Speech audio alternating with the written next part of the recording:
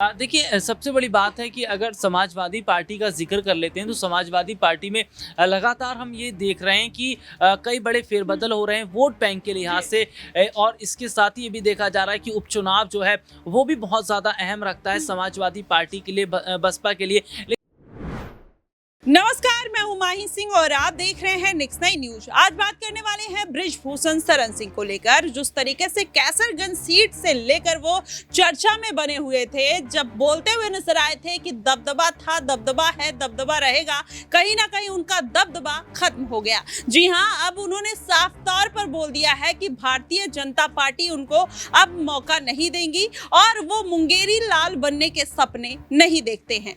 क्या वाकई में आने वाले दिनों में भारतीय जनता पार्टी अब उनको पूरी तरीके से पार्टी से अलग कर देगी? क्या वो सपा के साथ जा सकते हैं या मायावती के साथ जा सकते हैं? आज इन्हीं तमाम मुद्दों पर चर्चा करेंगे। हमारे साथ हमारे सहयोगी राहुल मौजूद हैं। राहुल, जिस तरीके से बृजभूषण शरण सिंह ये बात कहते हुए नजर आए थे कि उनका दबदबा है, था और रहेगा, क्या लगता है कि उनका दबदबा अभी भी कायम है या फिर खत्म हो चुका है? और अगर खत्म हो गया है तो क्या अपनी पार्टी को या फिर अपने राजनीतिक भविष्य को एक धार देने के लिए सपा का फिर से रुख कर सकते हैं? देखिए, सबसे बड़ी और महत्वपूर्ण बात यह है कि जब बृजभूषण शरण सिंह का ये बयान सामने आया कि बीजेपी में रहकर उनका कुछ नहीं होने वाला, तो उसके बाद ये देखा जा रहा था क्या वो भारतीय जनता पार्टी का साथ छोड़ सकते हैं। लेकिन ये देखा जा रहा है कि फिलहाल ऐसी कोई खबर तो नहीं है। लेकिन हाँ, एक बात है कि बृजभूषण शरण सिंह के साथ वोट बैंक जरूर जुड़ा हुआ है, जो वोट बैंक बीजेपी को हमेशा से यूपी के चुनावों पर अच्छा खासा जो है प्रभाव डालता रहा है। लेकिन कहीं ना कहीं देखिए, बृजभूषण शरण सिंह उस वजह से चर्चा में आए जब हमने देखा कि महिला पहलवान जो लगातार जंतर मंतर पर प्रोटेस्ट कर रहे थे, उसके बाद देखने को मिला कि बृजभूषण शरण सिंह से जुड़ा मामला सामने आया। लेकिन अब ये बात देखिए, फिर खबर निकलकर सामने आती है कि जो विनेश फोगाट हैं ओलंपिक में, जिस तरीके से देखिए लगभग अगर हम कहें तो जीत के मुहायने पर वो खड़ी थी, और लेकिन कहीं ना कहीं ये कहा जाता है कि भैया उनका जो वेट है वो ज़्यादा है, इस वजह से वो नहीं खेल पाएंगी।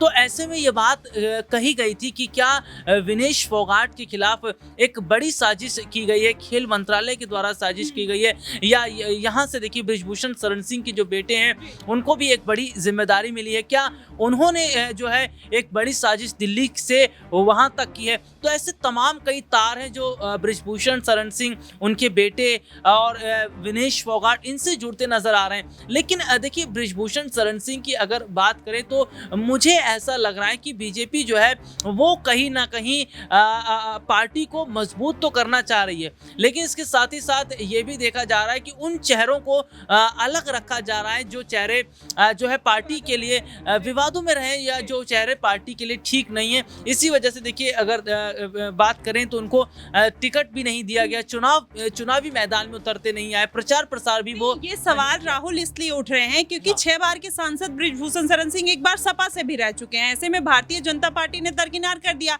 उन्होंने ये बात खुलकर कह दी है और वो ये भी कहते हुए नजर आए कि मुंगेरी लाल बनने के सपने नहीं देखते। तो ऐसे में और कौन सी पार्टी बचती है कि आने वाले भविष्य में जाने की संभावना बृजभूषण शरण सिंह की बनती हुई दिखाई दे रही है? देखिए, सबसे बड़ी बात है कि अगर समाजवादी पार्टी का जिक्र कर लेते हैं तो समाजवादी पार्टी में लगातार हम ये देख रहे हैं कि कई बड़े फेरबदल हो रहे हैं वोट बैंक के लिहाज से। और इसके साथ ही ये भी देखा जा रहा है कि उपचुनाव जो है वो भी बहुत ज़्यादा अहम रखता है समाजवादी पार्टी के लिए, बसपा के लिए। लेकिन देखिए, रहा सवाल बसपा में जाने का, तो क्या बसपा में जाएंगे या नहीं।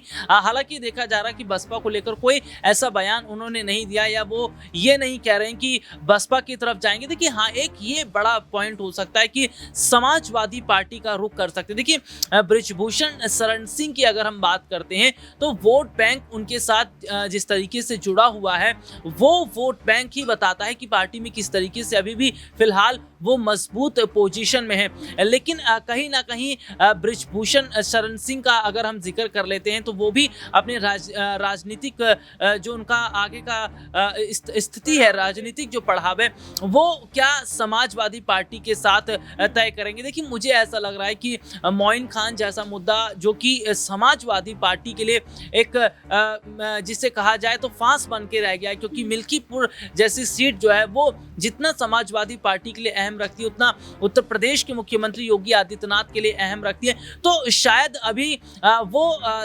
फैसला ना ले समाजवादी पार्टी उन नेताओं को अपने साथ जोड़ने का, जिससे जो है चुनावों पर फर्क पड़ता नजर आए। लेकिन ये एक बहुत बड़ा सवाल रहेगा कि अगर बीजेपी के साथ अपनी पारी को विराम देते हैं बृजभूषण शरण सिंह, तो क्या समाजवादी पार्टी के साथ एक नई शुरुआत करते हैं, या ये भी सवाल रहेगा कि क्या सपा में उन्हें वो बड़ा रोल मिल पाएगा या नहीं मिल पाएगा।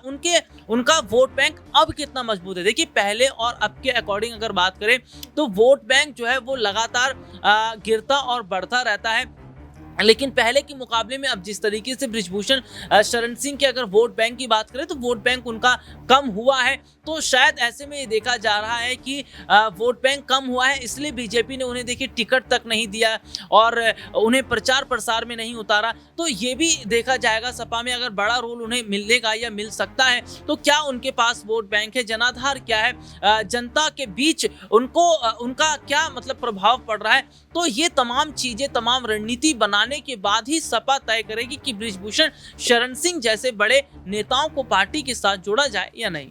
जी बिल्कुल, ऐसे में समय डिसाइड करेगा कि क्या वो सपा पार्टी का रुख करेंगे या फिर भारतीय जनता पार्टी को एकदम से छोड़ देंगे। अभी इस तरीके की कोई खबरें नहीं आई, लेकिन जिस तरीके से उनका बयान आया उसके बाद लगातार ये अटकलें लगाई जाने लगी कि ऐसा कुछ होने वाला है। वहीं अगर देखा जाए तो अखिलेश यादव जिस तरीके से विधानसभा चुनाव के लिए अभी से रणनीति बनानी उन्होंने चालू कर दी है, उपचुनाव में भी वो अपनी कमर कस चुके हैं। मिल्कीपुर में और करहल सीट पर उन्होंने अपने एक मजबूत प्रत्याशी को उतारने का प्लान भी बना दिया है। तो माना ही जा रहा है कि अगर बृजभूषण शरण सिंह सपा का रुख करते हैं तो जाहिर तौर पर सपा के पास बीजेपी का भी जनाधार आता हुआ दिखाई देगा। और अगर ऐसा कुछ होता है तो जाहिर तौर पर भारतीय जनता पार्टी को बड़ा झटका लगेगा। वहीं एनडीए में जिस तरीके से कलह की खबरें, अंदरूनी कलह मची हुई है, उससे भी ये लगता है कि भारतीय जनता पार्टी पहले जितनी मजबूत नहीं रह गई। अगर उसको मजबूती लेनी है तो जाहिर तौर इस बार के उपचुनाव